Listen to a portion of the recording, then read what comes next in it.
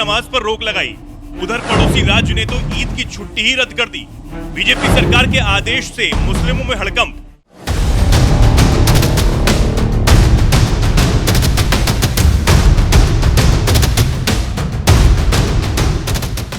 योगी के उत्तर प्रदेश में जहां सड़क पर नमाज पढ़ने पर बैन लगा दिया गया है, मस्जिदों पर लाउड स्पीकर लगाने से रोक दिया गया है, तो वहीं दूसरी तरफ एक और बीजेपी शासित राज्य तो ऐसा है जहां सीधे ईद की छुट्टी ही रद्द कर दी गई है।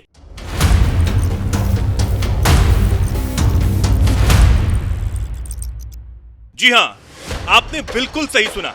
हम बात कर रहे हैं यूपी के पड़ोसी राज्य हरियाणा की, जहां सत्ता में बीजेपी है और मुख्यमंत्री नायब सिंह सैनी, जिनकी सरकार ने ईद से पहले ही आदेश जारी कर दिया है कि इस बार ईद की छुट्टी नहीं दी जाएगी, क्योंकि इस बार 31 मार्च को ईद पड़ रही है। और सबसे बड़ी बात यह है कि इसी दिन फाइनेंशियल ईयर का आखिरी दिन है, यानी क्लोजिंग डे। यही वजह है कि हरियाणा की बीजेपी सरकार ने 27 मार्च को ही ईद की छुट्टी रद्द करने का आदेश जारी करते हुए ऐलान कर दिया था। हरियाणा सरकार ने ईद उल फितर के दिन आगामी 31 मार्च को राजपत्रित अवकाश के बजाय अनुसूची 2 के अंतर्गत प्रतिबंधित अवकाश घोषित किया है। हरियाणा सरकार द्वारा इस आशय की एक अधिसूचना भी जारी की गई है। सरकार के इस फैसले पर हरियाणा विधानसभा में भी जोरदार हंगामा देखने को मिला। इस पर मुख्यमंत्री सैनी ने खुद मोर्चा संभाला और भरी विधानसभा में सटीक जवाब देकर विपक्ष का मुंह बंद करा दिया।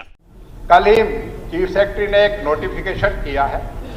हमारा ईद उल फितर का त्यौहार जो है, रमजान चल रहे हैं, ईद उल फितर का त्यौहार 31 तारीख का है, और उसमें सिर्फ इसलिए कि ईयर एंड पे उसको जो है रिस्ट्रिक्टेड हॉलीडे बना दिया, गजटेड हॉलीडे के लिए। सर एक ही त्यौहार, और मैं आपसे क्या मतलब ये कल नोटिफिकेशन सर ये पूरा हिंदुस्तान में मनना है, कोई यही थोड़ी कि 31 मार्च। एक मिनट, मैं कुछ बता रहा हूँ। नहीं मान्य अध्यक्ष जी, उसके ऊपर विचार हुआ है, मंथन हुआ है, क्योंकि ये लास्ट इसके दिन है ईयर के, और उसके अंदर शनिवार फिर इतवार फिर आगे छुट्टी, क्योंकि कई ट्रांजैक्शन लास्ट में होती है, उसके लिए आरएच किया उसको। नहीं देखिए, लास्ट के हमने ये किया है क्योंकि 31 तारीख आरएच होनी चाहिए उसके अंदर, क्योंकि वो ईद उल फितर का पर्व है। और नहीं 31 लास्ट दिन है ना जी, लास्ट दिन है वो।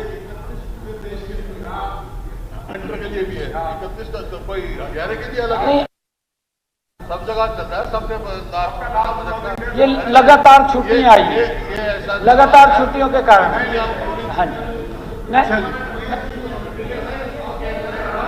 मान्य अध्यक्ष जी, मेरा निवेदन है कि इसको कोई मुद्दा ना बनाए, क्योंकि ठीक है। आफ्ताब जी आपने बात रख लिया, व्यवस्था के अनुसार किया है। तो वहीं एक प्रेस कॉन्फ्रेंस में सीएम सैनी ने ये बात भी साफ कर दी है कि अगर कोई ईद की छुट्टी पर जाना चाहता है तो उस पर कोई पाबंदी नहीं है। मैंने फ्लोर ऑफ द हाउस भी ये बात कही है कि आप इस को मुद्दा न बनाएं, क्योंकि ये पहली बार हुआ है मेरे ख्याल से कि फाइनेंशियल ईयर समापन हो रहा है और उसके समापन के ऊपर लगातार 3 छुट्टियां आ गई।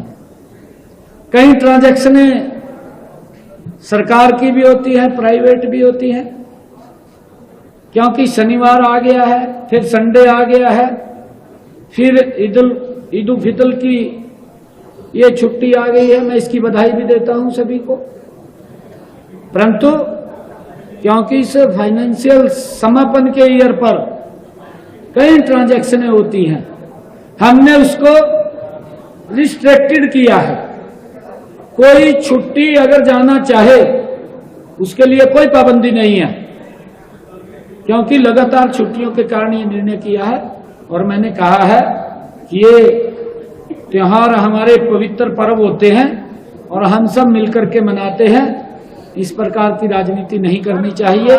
लगातार छुट्टियां थी। हरियाणा सरकार ने सिर्फ इस साल के लिए ईद की छुट्टी को गेजेटेड हॉलीडे की बजाय रिस्ट्रिक्टेड हॉलीडे कर दिया है, क्योंकि 29 मार्च को शनिवार और 30 मार्च को रविवार की छुट्टी है, जबकि 31 मार्च को फाइनेंशियल ईयर का आखिरी दिन है और सरकार को इसी दिन फाइनेंशियल कामकाज पूरे करने पड़ते हैं। इसलिए दफ्तरों का खुला होना जरूरी है और इसी दिन यानी 31 मार्च को ही ईद पड़ रही है। यही वजह है कि हरियाणा सरकार ने ईद की छुट्टी को रेस्ट्रिक्टेड हॉलीडे कर दिया है। और ऐसा नहीं है कि ये सिर्फ हरियाणा सरकार ने ही फैसला लिया है। इससे पहले केंद्रीय रिजर्व बैंक ने भी 31 मार्च को पड़ने वाली ईद की छुट्टी को रद्द कर दिया और सभी बैंकों को सर्कुलर जारी करते हुए बता दिया कि सरकारी लेन देन के निपटारे के लिए 31 मार्च को सभी बैंक खुले रहेंगे। हालांकि ग्राहकों के लिए बैंकिंग सुविधाएं उपलब्ध नहीं रहेंगी, जबकि 1 अप्रैल को सभी बैंकों में सालाना बैंक क्लोजिंग की छुट्टी रहेगी। राज्यों के हिसाब से होती है बैंकों में छुट्टी। आपको बता दें कि देश के सभी राज्यों में बैंकों की छुट्टियों की लिस्ट एक सी नहीं होती है। आरबीआई के मुताबिक राज्यों की छुट्टियों की लिस्ट अलग अलग होती है और आरबीआई की वेबसाइट पर इन छुट्टियों की पूरी लिस्ट होती है। और रह गई ईद की छुट्टी रद्द करने की बात, तो आपको बता दें कि ऐसा नहीं है कि सिर्फ हरियाणा सरकार ने ईद की छुट्टी रद्द की हो या आरबीआई ने। आयकर विभाग ने तो 31 मार्च को होने वाली ईद की छुट्टी रद्द करने के साथ ही 28 और 29 मार्च को वीकेंड पर भी देश के तमाम आयकर कार्यालय खुले रखने का फैसला दिया है, जिससे टैक्स से जुड़े काम निपटाए जा सके। सरकार के इस फैसले पर आपका अब क्या कुछ कहना है? अपनी राय हमें कमेंट कर जरूर बताएं।